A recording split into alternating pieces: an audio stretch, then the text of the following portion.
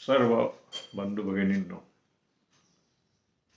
देव, संत आणि जात हे जे प्रकार आहे, इवन धर्म, देव ही कल्पना आहे की वास्तव आहे, सत्य आहे, याचा शोध लोक घेत आहेत. म्हणजे देवाची संकल्पना आणि त्यातून धर्म निर्माण झाले आहेत.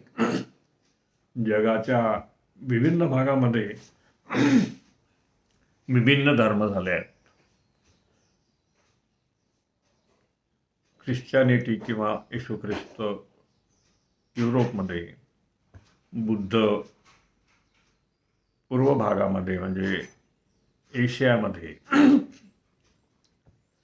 इस्लाम देखील अरब कंट्रीजमध्ये, आणि ज्यूचा धर्म सुद्धा तिकडे, पारशी वगैरे असे सगळे धर्म, काही पश्चिमेत, काही पूर्वेकडे झालेले आहेत. आता ह्या देवची कल्पना ही सिद्ध झालेली नाही आहे, परंतु लोक देव मानतात आणि देवाची संकल्पना ही एवढी सर्वसामान्य बाब झाली आहे की देव नाकारणं म्हणजे काहीतरी संकट ओढवून घेणं आहे असं म्हणतात. आणि म्हणून देवाच्या भीतीनं, देव जो प्रकार आहे हा प्रकार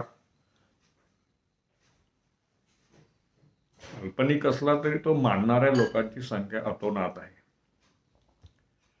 देवा, आपण जसं या देशामध्ये हिंदू धर्म म्हणतो, परंतु हा हिंदू नावाचा शब्द देखील धार्मिक नाही हे पण लोकांना माहीत आहे. काही लोकांना माहीत आहे, काही लोक मान्य करतात, पण काही लोक म्हणतात तो सनातन वगैरे आहे.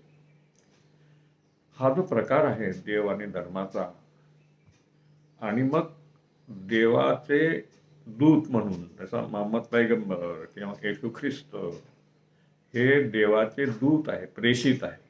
ते स्वतः देव नाही आहेत, परंतु त्यांना देखील देव मानल्या गेलेला आहे.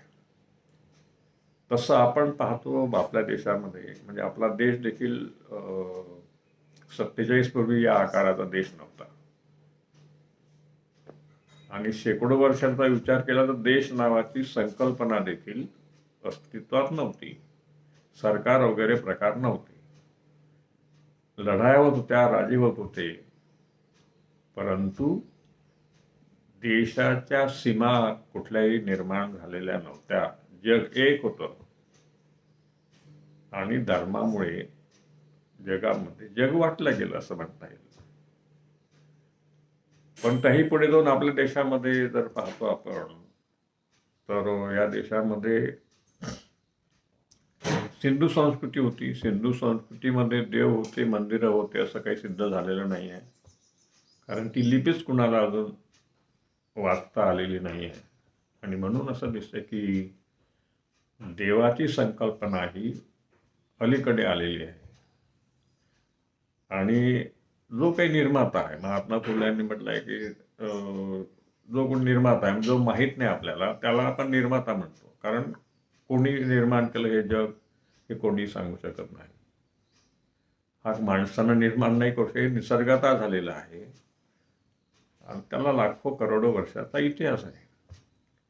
आणि म्हणून आपण जर या धर्माकडे आलो, या देशाकडे आलो, तर इथे जी जातव्यवस्था निर्माण झाली, ती जातव्यवस्था ही देखील देवनिर्मित नाही, ही माणसाने निर्माण केलेली आहे. चातुर्वर्ण्य हे देखील माणसाने निर्माण केलं आहे, परंतु काही लोक चातुर्वर्ण्य हे देवानं निर्माण केलं असं भासवतात, असं लिहितात. अगदी त्यांच्या काही लोकांच्या वाङ्मयामध्ये, लिखाणामध्ये किंवा त्यांच्या म्हणण्यामध्ये चातुर्वर्ण्य हे देवनिर्मित आहे.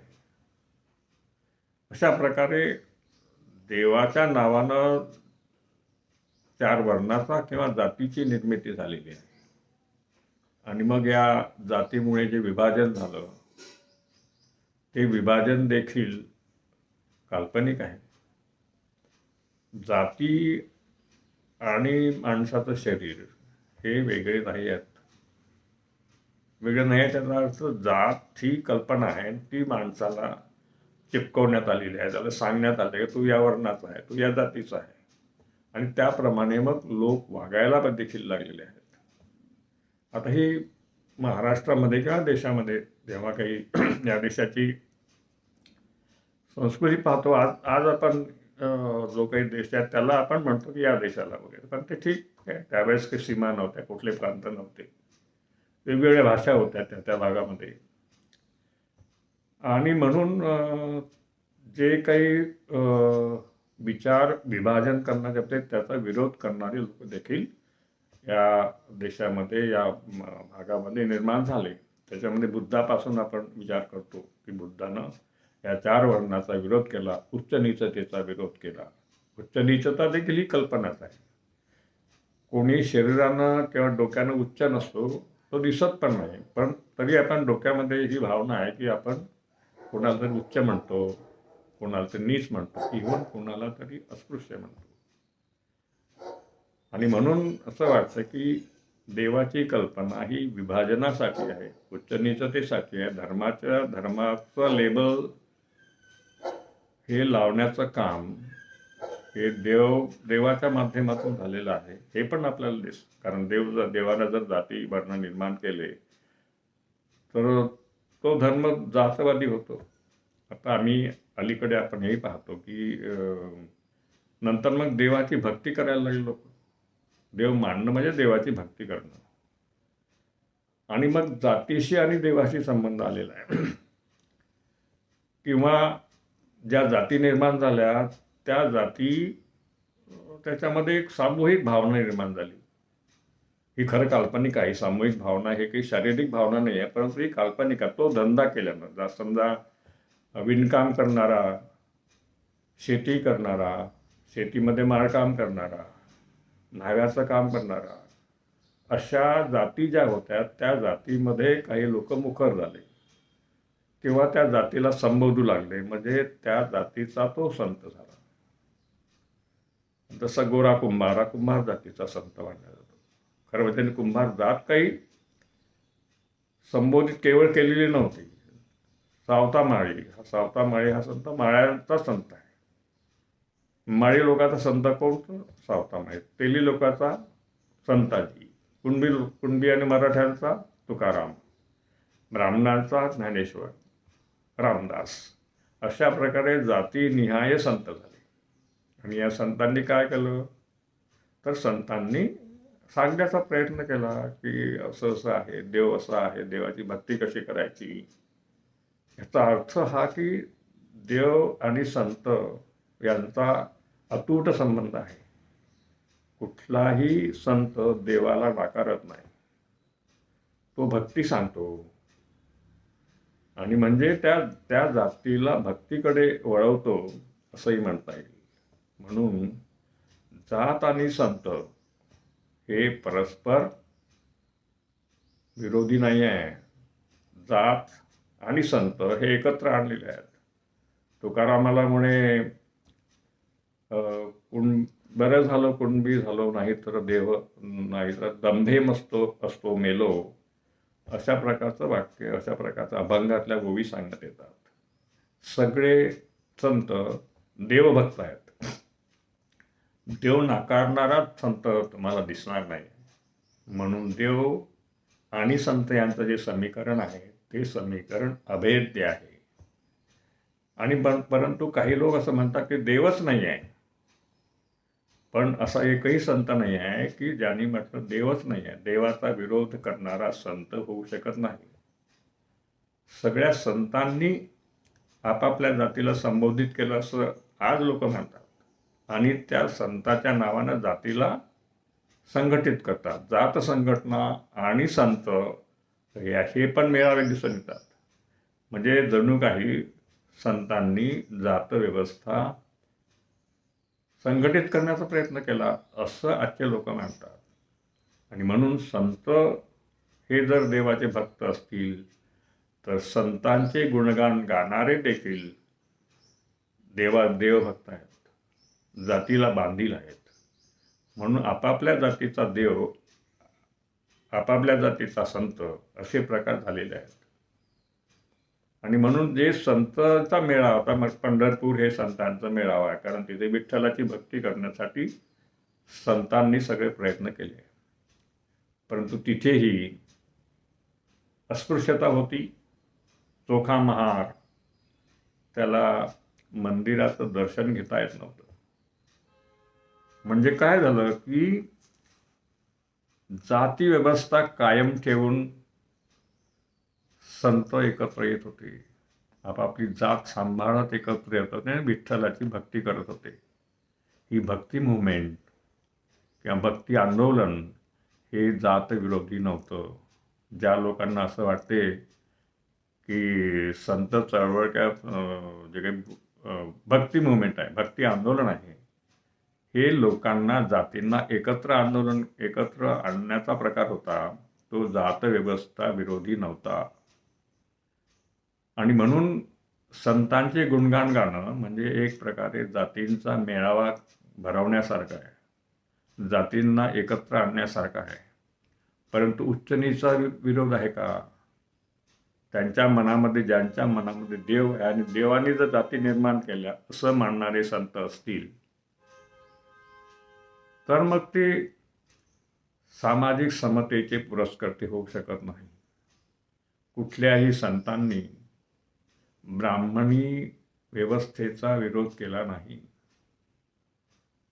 त्यांनी सांगितलं की आम्ही खालच्या जातीच्या, जसं काही चोखामेळाच्या की आम्ही महाराव, आम्ही जोहार करतोय, ही नीचतेची भूमिका देखील संतांच्या माध्यमातून तुम्हाला दिसून येते. आणि म्हणून संतांचा मेळा हा आजच्या संदर्भात योग्य आहे का? महात्मा फुल्यांनी पायलीचे 15 संत अशी भूमिका घेतली. त्यांनी काही संत हे ब्राह्मणवादी होते, काही संत हे ब्राह्मणवादी नव्हते, म्हणजे ब्राह्मण्याचा पुरस्कार करत नव्हते, परंतु देव मानत होते. जर संत देव मानत असतील तर जात मानतात. म्हणून संतांचा मेळा हा जातविरोधी नव्हता.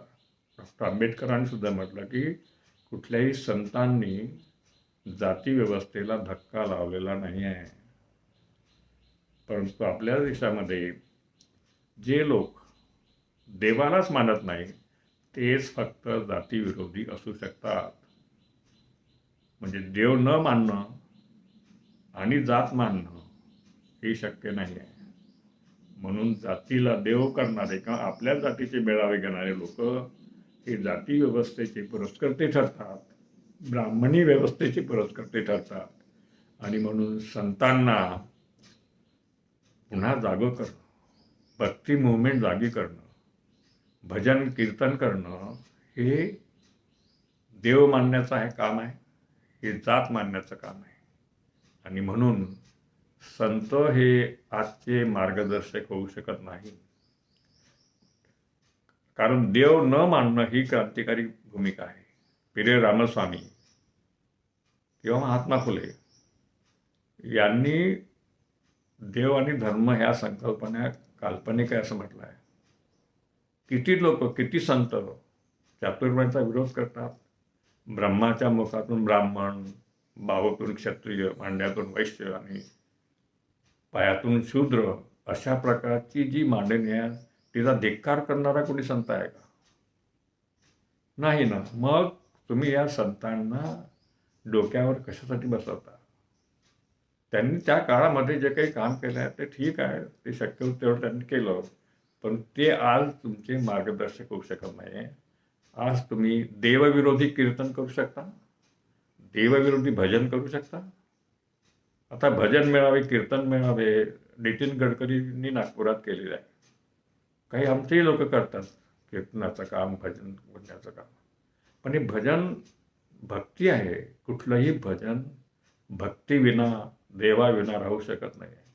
म्हणून बंधू आणि भगिनींनो, साकल्याने विचार करा, धर्मनिरपेक्षतेचा विचार करा आणि समतेचा विचार करा. या जो देव मानणार नाही तोच खरा समतावादी होऊ शकतो.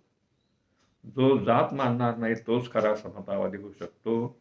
जातीविरोधी, देवविरोधी चळवळ ही पिरे रामस्वामींनी केली आणि म्हणून दक्षिणेमध्ये जी काही सामाजिक प्रगती आहे ती प्रगती तिथे जास्त झाली. आमच्याकडे आम्ही फुले, शाहू आंबेडकर यांना मानतो, परंतु तशा प्रकारची भूमिका जनमानसात निर्माण झाली नाही आणि म्हणून आपल्याला असं म्हणावं लागेल, देव, संत, धर्म हे निरुपयोगी आहेत. हे तुम्हाला प्रगतीवर नेत नाही आहेत. अज्ञान ठेवतात, विज्ञानाकडे पाठ राखतात.